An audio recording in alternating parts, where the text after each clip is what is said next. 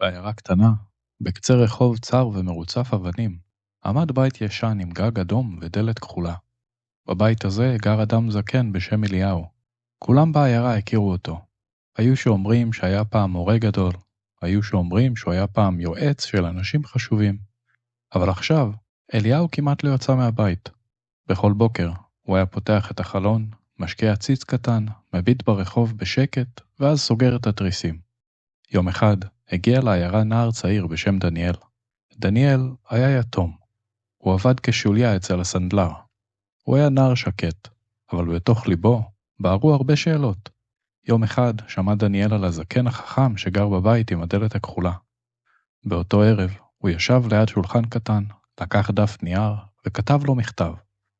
אדון אליהו היקר, אני לא יודע מי לשאול. כולם עסוקים, כולם ממהרים, ולפעמים נדמה לי שאני קטן מדי בשביל העולם הזה.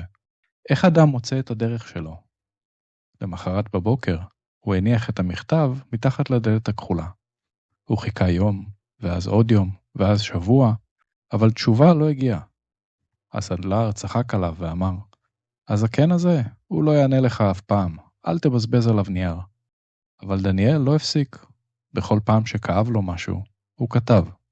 כשלקוח עשיר השפיל אותו בחנות, הוא כתב, איך אדם שומר על הכבוד שלו כשאחרים דורכים עליו? כשחבר עזב את העיירה בלי להיפרד, הוא כתב, איך יודעים מתי לשחרר אדם שאוהבים? כשעמד מול החלטה קשה, הוא כתב, איך בוחרים בין מה שקל לבין מה שנכון? שנה שלמה כתב דניאל מכתבים. בכל פעם, אותה דלת כחולה, אותו חריץ קטן מתחתיה, אותה שתיקה.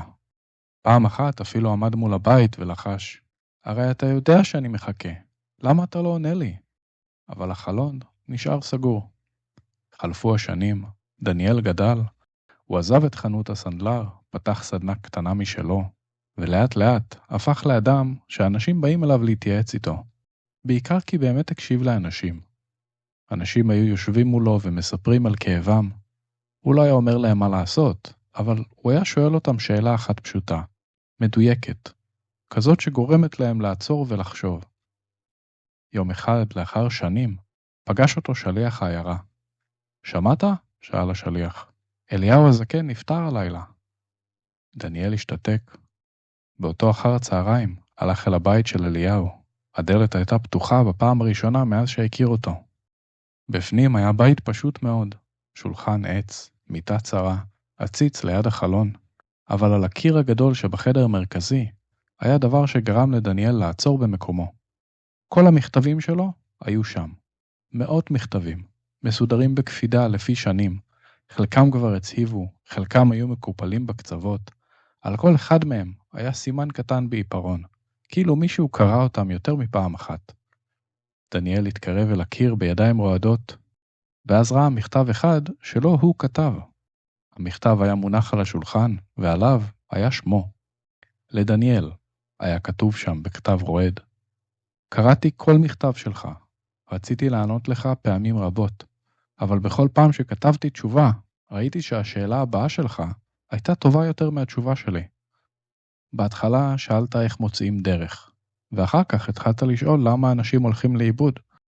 שאלת איך לא להישבר, אחר כך שאלת איך לעזור למי שכבר נשבר. רצית שאגיד לך מה לעשות, אחר כך למדת לראות בעצמך מה נכון. נער יקר, אילו הייתי עונה לך, אולי היית מקבל כמה עצות, אבל מפני ששתקתי, למדת להקשיב לקול הפנימי שלך. השארתי את המכתבים על הקיר, כדי שתראה את הדרך שאתה עשית. לא אני הייתי המורה שלך, אלא השאלות שלך הדריכו אותך בעצמן. באותו רגע הבין דניאל שהשתיקה של הזקן לא הייתה ריחוק, היא הייתה מרחב. מרחב שבו נער מבולבל למד לחשוב בעצמו. מרחב שבו כאב הפך לשאלה, שאלה הפכה לתשובה פנימית, ותשובה הפכה לחוכמה. למחרת, תושבי העיירה ראו דבר מוזר. על דלת הסדנה של אריאל נתלתה תיבת עץ קטנה. מעליה היה שלט פשוט. אפשר להשאיר כאן שאלות. ומאותו יום, בכל פעם שמישהו בעיירה הרגיש אבוד, הוא כתב מכתב לדניאל. דניאל לא תמיד ענה. לפעמים הוא רק קרא, שמר וחיכה. כי הוא ידע שלפעמים התשובה שמגיעה מהר מדי גוזלת מהאדם את הדרך שהוא צריך לעבור כדי לגלות בעצמו